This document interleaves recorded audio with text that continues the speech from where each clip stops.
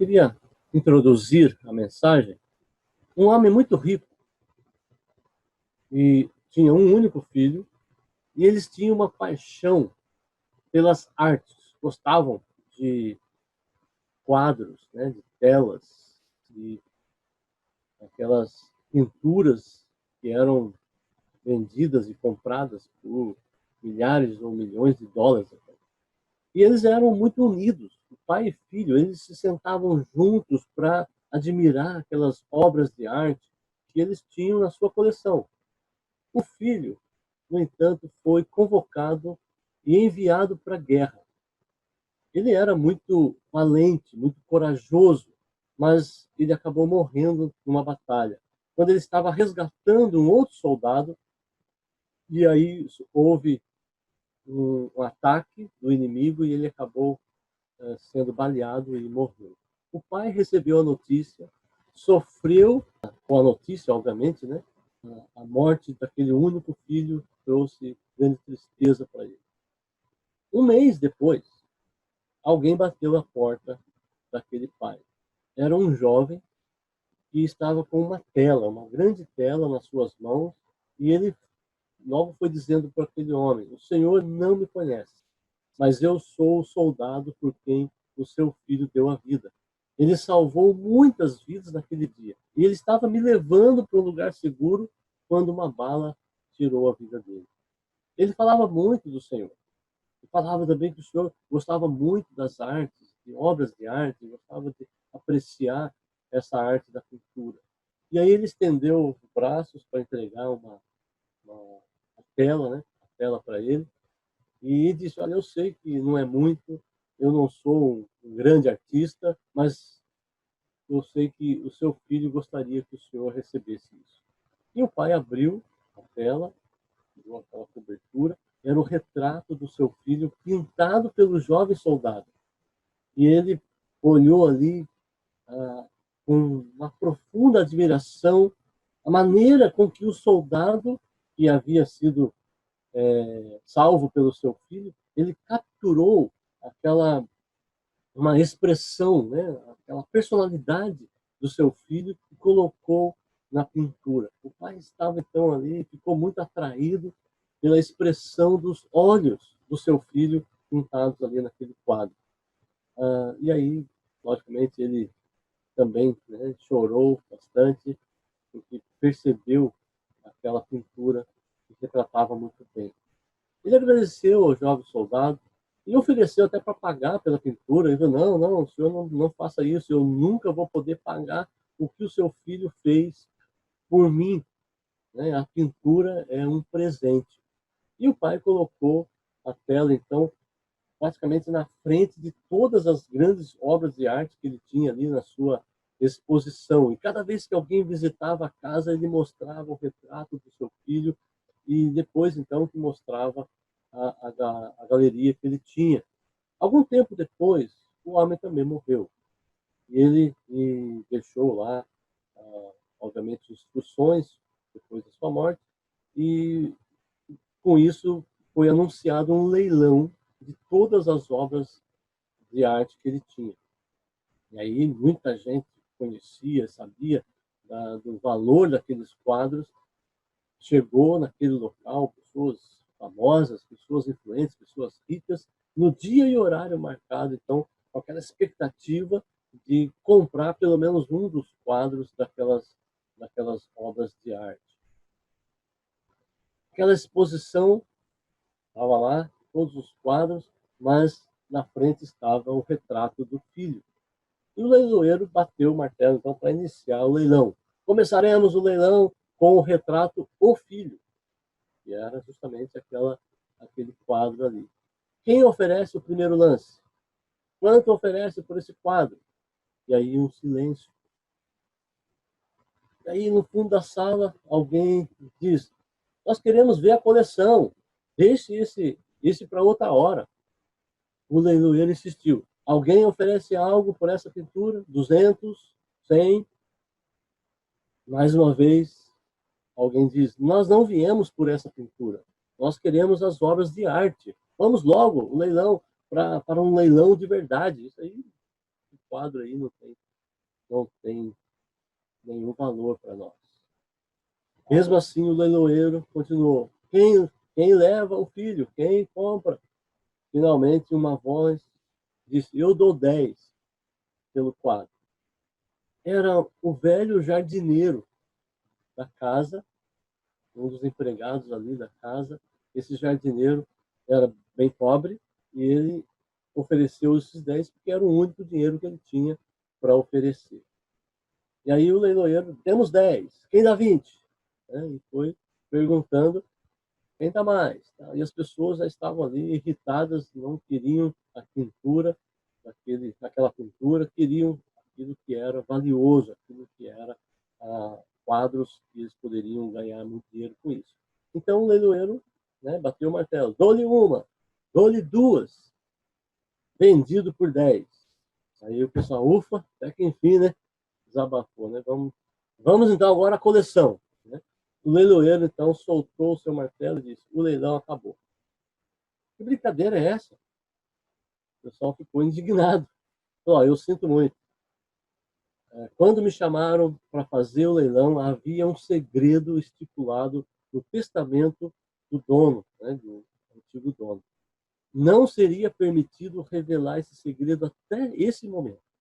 Somente a pintura O Filho seria leiloado. Aquele que comprasse herdaria todas as demais pinturas e também herdaria todas as posses desse senhor. Então, o homem que comprou o filho fica com tudo. Irmãos, nós recebemos uma herança enorme. Nós não compramos o Filho de Deus, como o jardineiro fez lá com o quadro. Mas o que aconteceu conosco? Então, nós vamos ler a palavra de Deus e rever o que aconteceu conosco. Então, esteja aberto aí a palavra de Deus aí, e eu quero ler com vocês o texto daqui a pouco. Nós recebemos o Evangelho, que é o nosso tesouro. Alguém duvida disso? Para eliminar, então, qualquer dúvida, ouçam e acompanhem o que Paulo escreveu a Timóteo na sua segunda carta. Então, antes de lermos a São Licenças, vamos ler aqui só para a gente tirar essa dúvida, se alguém tiver, Para este evangelho, eu fui designado pregador, apóstolo e mestre. Por isso estou sofrendo essas coisas, mas não me envergonho, porque sei em quem tenho crido. Estou certo que ele é poderoso para guardar aquilo que me foi confiado até aquele dia. Mantenha o padrão das sãs palavras que de mim você ouviu com fé e com o amor que há em Cristo Jesus. Por meio do Espírito Santo que habita em nós, guarde o bom tesouro que lhe foi confiado. Então, nós recebemos para dar. Philip Henry, que viveu no século XVII, ele disse o seguinte: não é tolo aquele que abre mão do que não pode conservar, quando tem certeza que será recompensado com o que não pode perder. O nosso tesouro, ele não será tirado de nós. Jim Elliot, ele foi um que falou essa frase bem parecida com o que Philip Henry falou lá no século XVII. Jim Elliot, que morreu em 1950, alguma coisa, não tem exatamente a data aqui, mas ele é conhecido por falar essa frase. Aqui tem uma foto do diário dele, que ele escreveu aqui no dia 28 de outubro. Ele escreveu, olha assim, está aqui escrito em inglês: não é tolo quem dá o que não pode manter para ganhar aquilo que não pode perder. Então, essa frase está conhecida por aí, o pessoal até fica na dúvida quem falou, foi Jim Elliot ou Philip Henry, mas Jim Elliot falou sem conhecer Philip Henry, não sei como que foi esse processo, certamente ele já tinha ouvido isso, e colocou em suas palavras um pouco mais sucinta essa frase que é muito conhecida no mundo todo, né? Jim Elliot, aquele que um missionário que morreu lá com os índios Aucas. Irmãos, o nosso tesouro ele está guardado por Deus, que é poderoso e nada, nem ninguém pode nos fazer perder esse tesouro. Ninguém pode tirar esse tesouro de nós, porque esse tesouro é o Evangelho. Por isso, nós podemos dar, podemos ofertar voluntariamente e abundantemente. Quando se oferta algo bom, você tem algo bom e você oferta, entende-se como uma boa ação, uma boa obra. Na verdade, Deus preparou as boas obras para que realizássemos. Efésios 2:10 diz: pois somos obra-prima de Deus, criados em Cristo Jesus, a fim de realizar as boas obras que ele de antemão planejou para nós.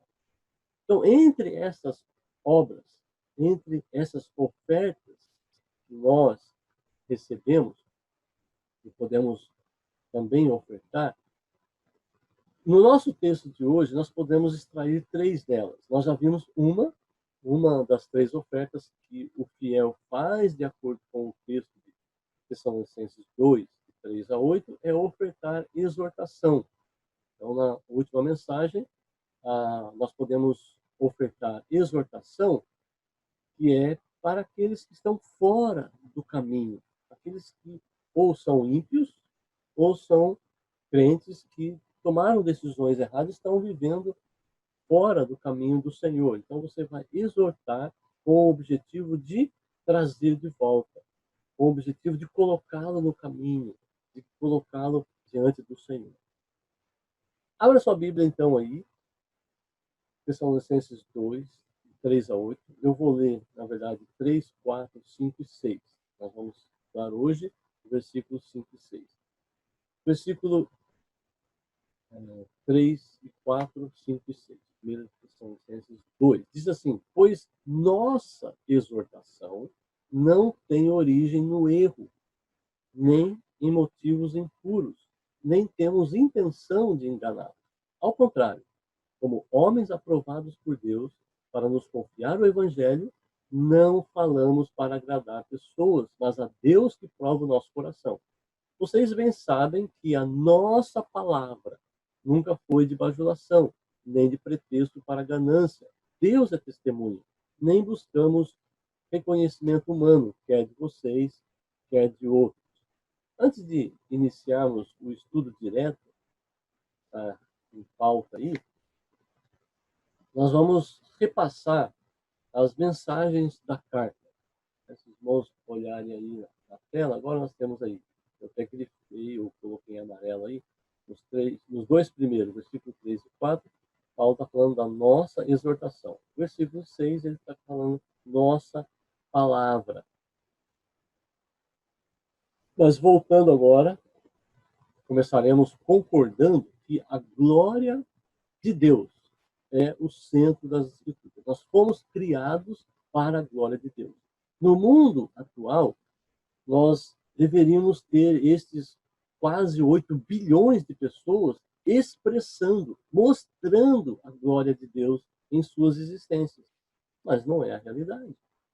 Portanto, o ensino bíblico é conduzir o homem a viver para a glória de Deus. A mensagem da carta aos Tessalonicenses precisa estar de acordo com a mensagem da Bíblia. Sim? Com certeza.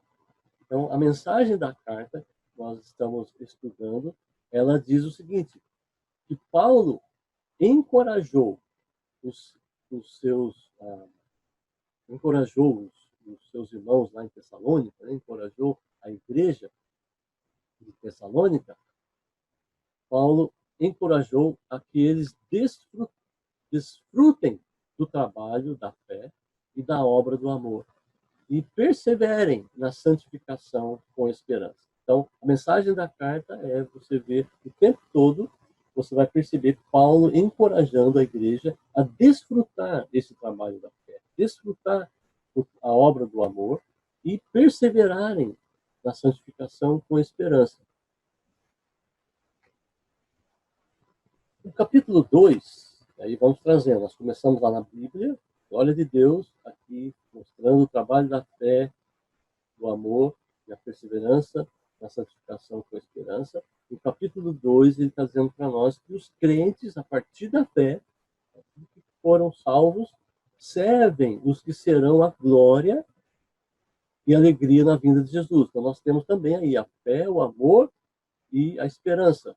Você, por causa da fé, você vai servir em amor aqueles que serão a sua alegria e glória na vinda de Jesus. Né? Essa é a grande esperança que temos. Entramos agora no parágrafo, versículos de 3 a 8. Paulo e seus companheiros, esse texto vai dizer para nós que eles estão procurando agradar a Deus, realizando pelo menos 3 coisas: cuidando, evangelizando e compartilhando as suas vidas àqueles que se tornaram amados por Deus, eleitos pelo Senhor. E a mensagem central, a grande ideia nossa é aquele, nós vamos ver isso no versículo 5 e 6, né? Aquele que pela fé é instrumento de Deus, revela um coração disposto a agradá-lo ao encorajar o irmão com graça e misericórdia.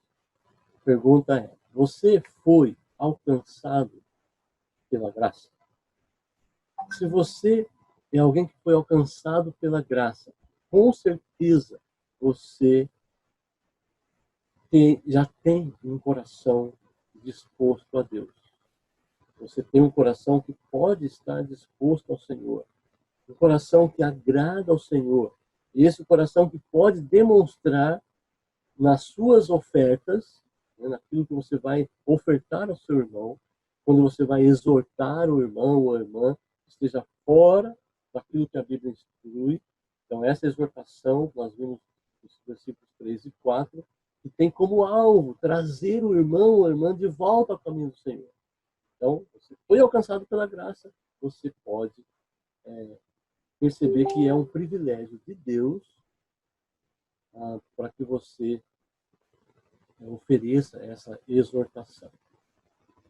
O que você precisa fazer é perguntar ao próximo, aqueles que estão perto de você, por que ele ainda não é um cristão. Vimos isso na última mensagem. Então você vai explicar o caminho para ele. Né? O fiel oferece a exortação. O caminho é que Deus os escolheu, o Evangelho chegou até eles no poder do Espírito Santo e eles receberam a palavra com a alegria que vem do Espírito Santo. Isso em relação aos Tessalonicenses. E aí a dinâmica que nós temos, precisamos exortar o ímpio, exortar aqueles que estão vivendo de maneira ímpia, mesmo sendo crente, é que existe uma eleição, existe um chamado de Deus, existe uma ação de Deus, e ele precisa ouvir a mensagem, ouvir a palavra, ouvir o Evangelho, e ele precisa responder a esse chamado, a esse Evangelho com fé, mostrando essa evidência de que ele está recebendo a palavra com alegria que vem do Espírito Santo. A segunda oferta, essa outra oferta que o fiel realiza, em prol dos que serão na vinda de Cristo a sua alegria e glória, é que o fiel oferece o seu encorajamento. Então, Paulo está dizendo, vocês bem sabem que a nossa palavra nunca foi de bajulação. Então, a nossa palavra, a nossa mensagem, Paulo diz que nunca foi de bajulação. O que Paulo diz aqui é que quando se usa, ou as palavras lisonjeiras, né, usar palavras que vão trazer uma espécie de bajulação, esse elogio exagerado, na verdade, vindas de pessoas que buscam benefício próprio. Por quê? Porque bajulação são elogios que geralmente não correspondem à realidade e se destinam a fins egoístas, uma vez que o coração humano é egoísta. Os elogios são uma massagem no ego. mas na verdade é uma armadilha ao mesmo tempo. Porque o bajulador, ele elogia para obter algo em troca. A motivação é egoísta, há uma ganância, seja por dinheiro, por fama ou por controle. Tudo isso é egoísmo mesmo. Palavras lisonjeiras são dadas por aqueles que querem algo em troca. Paulo diz que a nossa palavra não é de bajulação. Se não é uma palavra de bajulação, não é uma palavra egoísta, é uma palavra altruísta. Assim, essa palavra visa o bem do outro. E essa palavra, conforme o contexto imediato aqui, nesses versículos que estamos estudando, é o próprio Evangelho. Portanto, nós podemos concluir que essa palavra, que não é de bajulação, nem tem ganância, é uma palavra de encorajamento. Percebem como Deus é magnífico? Eu não sei se os irmãos vão entender por que eu fiz essa pergunta, né? Como que? O que eu vejo de magnífico aqui? Deus, ele é magnífico. Paulo está afirmando que Deus, ele é testemunha. O texto diz isso. Que Deus é testemunha de que eles não agiram com ganância. Por isso não usaram palavras lisonjeiras. Deus nos dá o Evangelho. O Evangelho é a palavra que deve estar nos nossos lábios. Se nós aproveitarmos bem esse presente de Deus, que nós recebemos dele, e ofertarmos ao nosso próximo, então não teremos que nos preocupar. E podemos, com segurança, invocar Deus como testemunha em nosso favor. Percebe, então, como que Deus é magnífico? Ele nos deu o Evangelho. E que quando esse Evangelho vai entrando na nossa alma, nós iremos reagindo como sábios. O Evangelho vai transformando-nos e nós estaremos reagindo, agindo como sábios, reagindo a esse Evangelho. Então, o cristão ele vai abrindo mão e oferece o que não pode manter para ganhar o que não pode perder. O cristão oferece o Evangelho, que ele não pode conservar apenas consigo, ele não pode prender ali como um lago, mas ele tem que ser como um rio e espalhar esse Evangelho, porque ele tem certeza que será recompensado com o Evangelho, que nunca vai se perder, porque esse Evangelho é mantido e conservado por Deus. O problema é que, em muitas ocasiões, nós partimos por um caminho fora do Evangelho. Por exemplo, nós estamos no ministério. Quando eu falo ministério, não é o ministério pastoral, o ministério que você esteja ocupando na igreja, não é isso. Nós fomos chamados para sermos discípulos de Jesus. Esse é o seu ministério. Então, se você foi chamado por Deus, você tem o ministério de viver essa vida cristã. Então, nós estamos nesse ministério, nesse chamado, estamos com a intenção de glorificar a Deus, estamos com o desejo e disposição de servir aqueles que serão a nossa alegria e glória no dia de Cristo.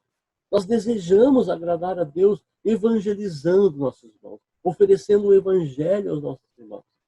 Agora, apesar dessa intenção, desse desejo, dessa disposição, nós não sabemos como praticar. Melhor dizendo, nós não sabemos agir de forma coerente com as nossas boas intenções. O nosso coração, ele nos engana. E mesmo com boas intenções, nós podemos fazer algo de maneira errada, até mesmo de maneira pecaminosa. Por isso nós erramos, caímos e nos afastamos da vontade de Deus. Sabe? Quando se está com todas essas boas intenções, você sabe como é que o que acontece na sua mente? Nós ficamos tão motivados, né? Você fica tão motivado com aquilo que você vê que é bom, você tem boas intenções de todas aquelas informações que você já recebeu e aprendeu, você fica tão motivado que não avalia o melhor momento para colocar em prática uma espécie de insensibilidade ao erro da forma. Aquela frase, todos os caminhos levam a Roma, os fins justificam meios, pode ser a base das suas ações práticas, mesmo que você não concorde com essas frases. Deixa eu dar um exemplo bem rápido aqui. Quando eu estava saindo do seminário, e aí eu fui para uma igreja, fiz o estágio, depois a igreja me convidou para ser o pastor daquela igreja, que estava sem pastor. Eu pastorei a igreja ali, mas eu estava ainda muito empolgado como seminarista. E eu queria passar o mais rápido possível todas aquelas verdades que tinha aprendido e que estava aprendendo. E aí chegou um casal de uma outra igreja, ou de outro bairro, que estava afastado da sua igreja, e, tal, e começaram, foram visitar a nossa igreja. E naquela conversa, foi numa quarta-feira, eu lembro que era uma quarta-feira de oração, e aí no final da reunião, eu estava conversando com aquele casal, e aí daquela empolgação eu comecei a jogar para cima deles todo o meu projeto, né, de ministério, de fazer um aconselhamento bíblico, trabalhar ali com os casais, com as pessoas, mostrando que o aconselhamento bíblico é a solução, e de fato é, mas eu coloquei, joguei aquelas informações na vida deles, toda aquela minha intenção e desejo de fazer um bom ministério, e o casal nunca mais voltou. Eu não sei, eu não conheci eles, mas foi algo que eu joguei na cabeça deles que eu não esperei. Eu poderia ter conhecido melhor, ouvido mais eles. Percebe que nós ficamos meio que insensíveis ao erro da força. Você tem boas motivações, boas intenções, mas não trabalha a forma como colocar isso. Agora, quando acontece com o outro, então nós podemos perceber. Por exemplo, você olha o outro e um julgamento já se processa. E você vai perceber o erro do outro, seja na essência, no princípio, seja na maneira, na forma de praticar o princípio, porque é fácil ver o erro no outro. Por isso a igreja é muito importante. Nós fomos unidos e permanecemos ainda nesse mundo para fortalecer a fé um do outro. Percebeu? Percebe aqui? Se nós buscarmos o relacionamento, irmãos, buscar a interação um com o outro mais vezes deve ser valorizado por mim e por você. Eu não estou dizendo aqui, falando apenas a respeito dos encontros dominicais em um culto presencial, e nem no pós-culto, quando nós nos juntamos para almoçar, passar a tarde juntos, quem sabe até parte da noite juntos. Mas eu estou falando no dia a dia. Estarmos juntos vai nos dar oportunidades em suprirmos e sermos supridos no que falta em praticarmos a nossa fé. Mas sabe o seguinte, tem um perigo aí. Você verá que o irmão ou irmã está no caminho de Jesus, querendo viver para a glória de Deus, que ele ou ela não é paciente como Jesus, não é amável como Jesus. Você vai começar a conhecer mais de perto aquele irmão que você via só no domingo, agora você vai ver todos os dias. E aí começa a perceber que ele não é como Jesus. Eu estou referindo a Jesus porque ele é o nosso padrão. Agora, o perigo maior ainda, o problema se agrava quando nos colocamos no lugar de Jesus. E aí nós fazemos comparações. Aquele irmão, aquela irmã não é confiante como eu. Aquele irmão não lê a Bíblia como eu, não faz isso, não faz aquilo como eu. Não faça isso. Porque esse tipo de comparação é uma tentação diabólica. Se cair nessa tentação, essa queda vai causar um DDD. Os irmãos saberem o que é DDD. Vai causar distanciamento, desprezo e desrespeito.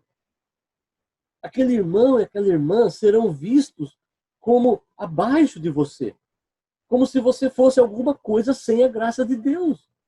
O problema está em que nós não somos como Jesus.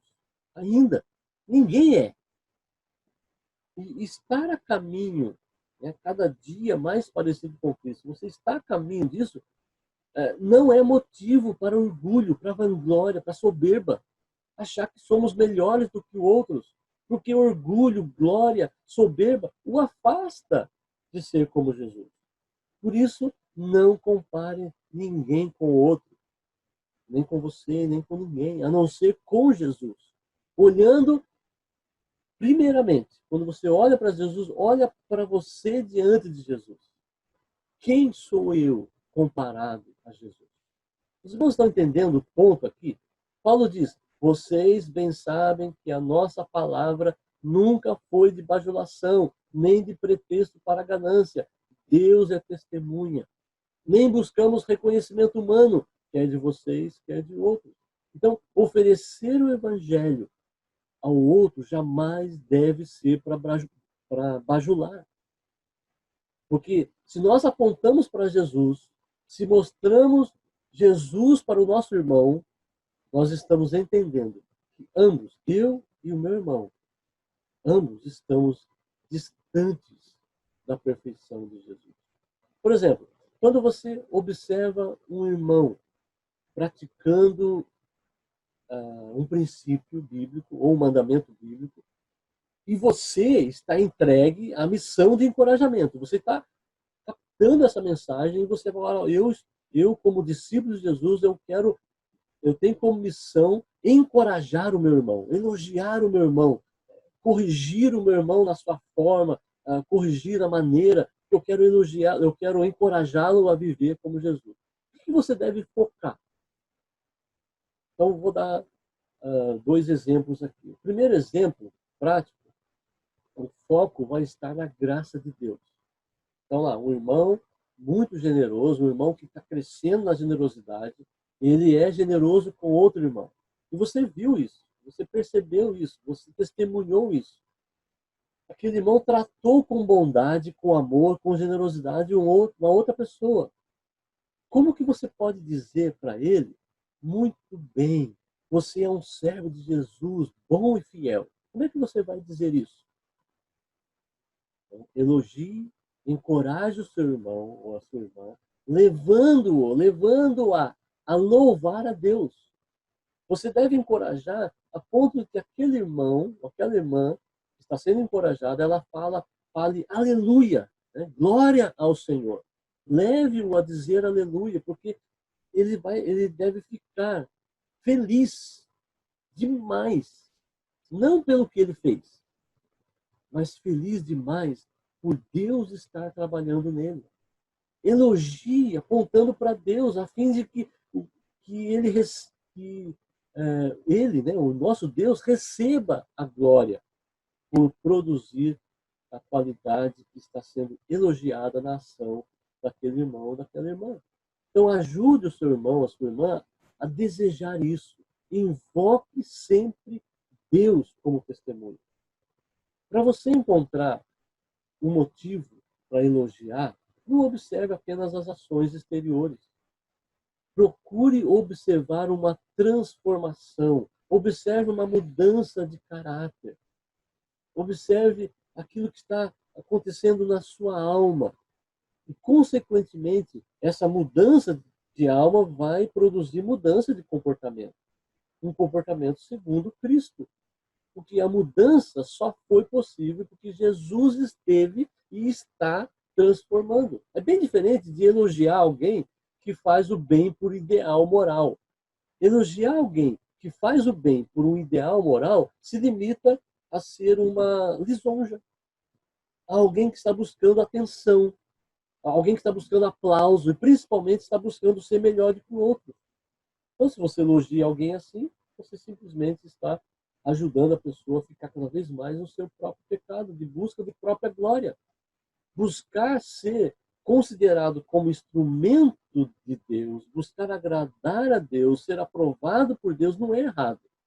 Contanto que tudo o que você fizer, tudo que aquela pessoa que está buscando agradar ao Senhor, buscando ser instrumento do Senhor, buscando ser aprovado por Deus, tudo o que ele fizer, ele vai fazer na força da graça de Deus, de forma consciente. Ele vai cumprir as ordens de Deus, cumprir as instruções de Deus, na força da graça de Deus.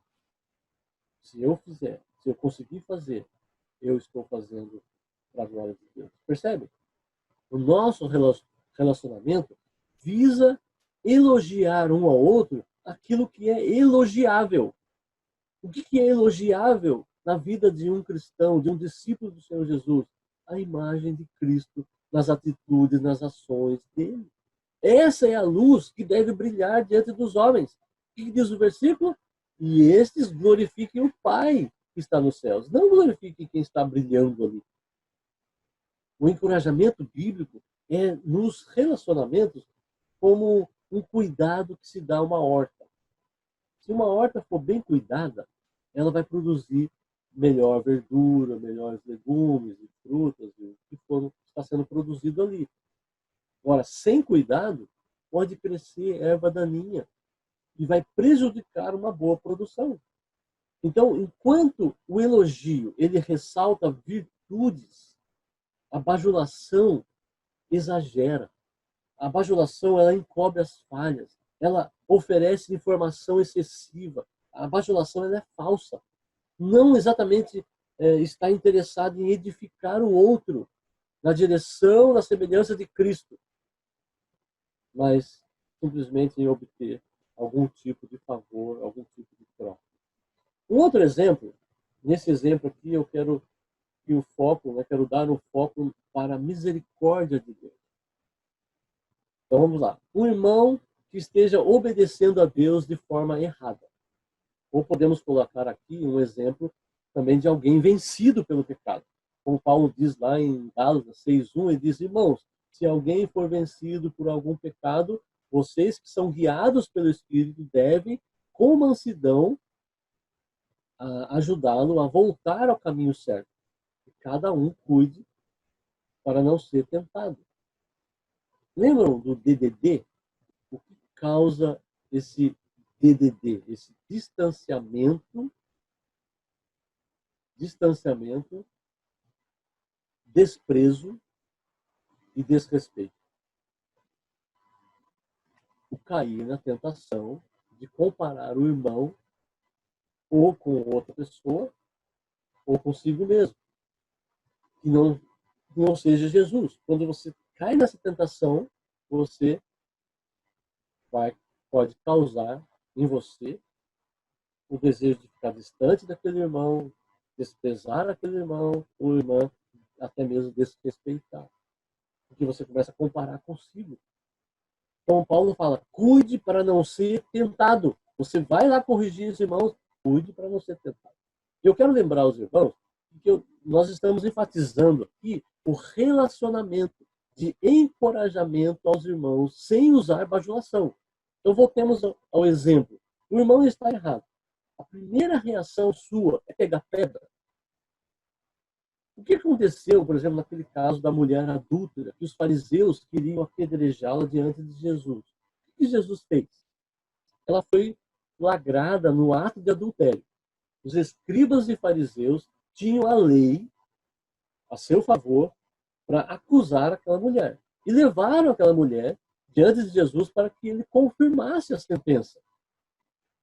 Jesus ele se inclina, escreve no chão, e aí eles começam a cobrar a resposta de Jesus.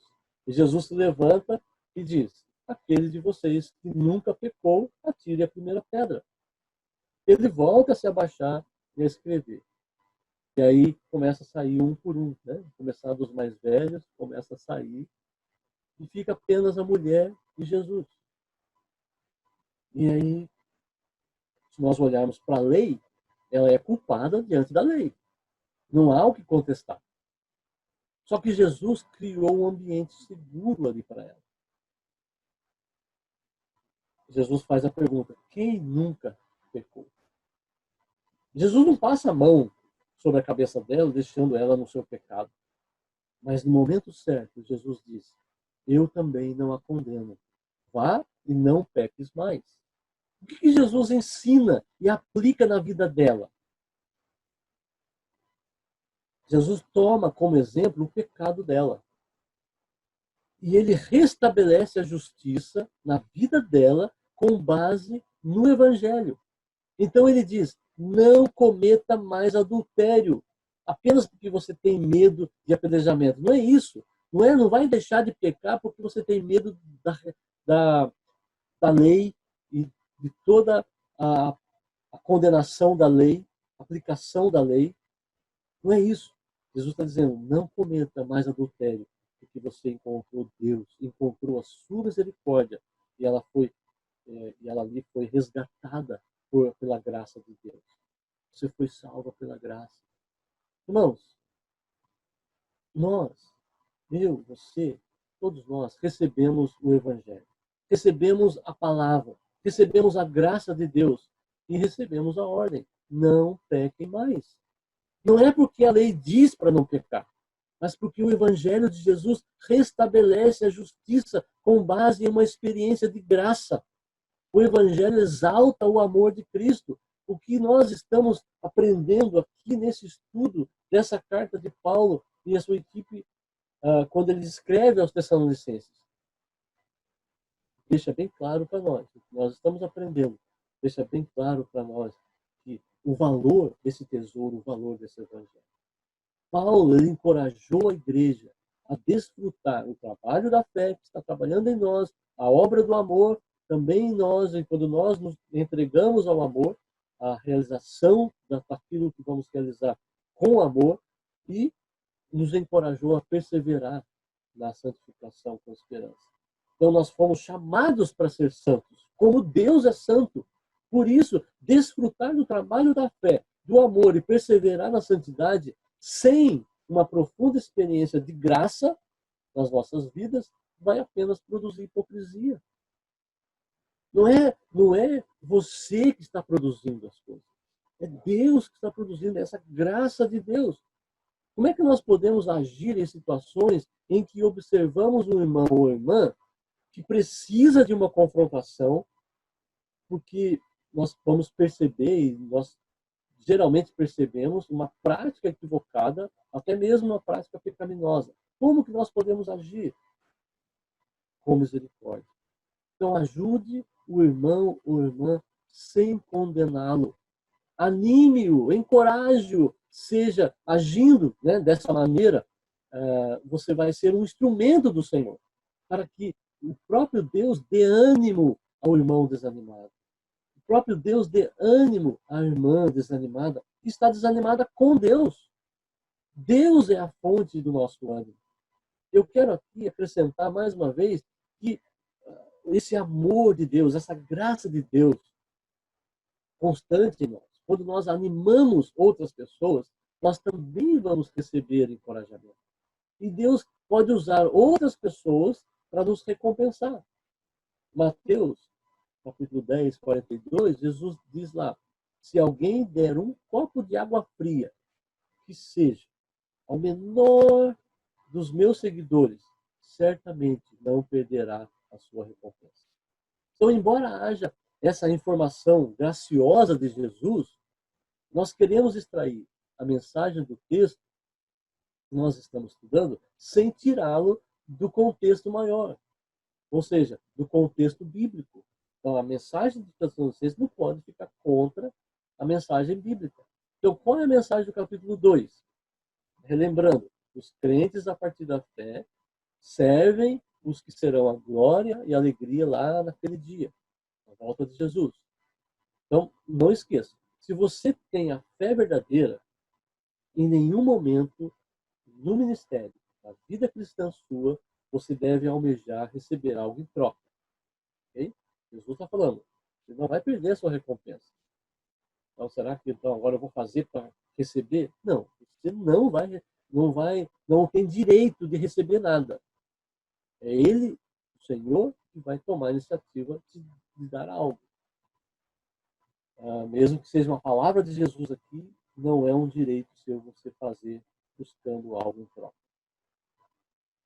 Pelo menos aqui na Terra, né? A troca, o alvo é com a esperança de que eles serão a minha alegria, a minha glória lá naquele dia. Então, se você receber algo, vai ser por iniciativa alheia. Deus pode usar alguém para te abençoar e para te encorajar. Tranquilo. Mas se você não receber nada, passa olhando para aquele dia. Seja santo como Deus é, com a esperança. Então, encorajar alguém é iniciativa dos que têm fé. Mas esperar por recompensa, não. Isso não é. Então, se você diz que não espera, e quando recebe elogio, homenagem, já esperava que acontecesse, né? Você estava exigindo. E isso, no íntimo, né, você sabe que estava exigindo, mesmo que você não fale nada, você sabe isso no seu coração. Porque, certamente, se não recebesse, você ficaria decepcionado. Então, coloque seu coração diante do Senhor. Os crentes, a partir da fé, servem àqueles que serão a glória e a alegria da vida de Jesus. Se é um serviço a partir da fé, então agrada a Deus. A nossa mensagem, ela só vai agradar a Deus se for a mensagem que recebemos da palavra de Deus. Paulo, ele tem como alvo glorificar a Deus. E uma vez que o centro das Escrituras é a glória de Deus, cabe aqui então a pergunta: esse é o seu alvo? Então você precisa questionar cada uma das suas próprias ações com essa pergunta. Eu estou glorificando a Deus?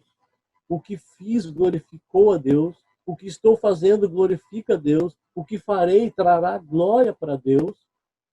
Essas perguntas vão te ajudar a agir com mais sabedoria. Fazer essas perguntas no momento certo vai ser uma luta que você terá que enfrentar diariamente. Mas com certeza, você já tem o Senhor com você, que garante vitórias e mais vitórias. Quando você desfrutar vitórias, louve ao Senhor. Só não esqueça que amanhã, hoje foi vitória, amanhã vai ser outro round. Então, não fique olhando só para a vitória e vibrando. Amanhã tem outra luta. Então, observe a afirmação que Paulo faz lá no fim do versículo 5. Ele invocou Deus como testemunha. E invocar Deus como testemunha é uma ousadia possível para aqueles que enfrentam essa luta diária. Quando você perde algum round e você percebeu, olha, o que eu fiz ontem não glorificou a Deus, então você perdeu aquela luta, não quer dizer que você não possa invocar Deus como testemunha. Porque Deus é testemunha daquele que crê, que tem um coração disposto a obedecer, a glorificar o Senhor. Deus mesmo concedeu a fé. Deus mesmo concedeu esse novo coração. Então, o fiel, quando derrotado pelo pecado, ele voltará arrependido ao Senhor e confessará. A Bíblia diz que Deus é fiel e justo para nos perdoar e nos purificar. Então, você olha para trás, você pode hoje se arrepender e continuar pedindo Deus, invocando Deus como testemunho. E Paulo continua aqui, finalizando, nós não buscamos o reconhecimento humano. Se você busca reconhecimento humano, a sua mensagem, a sua palavra, o seu encorajamento será adaptado, ou será adaptada aos ouvidos dos seus ouvintes.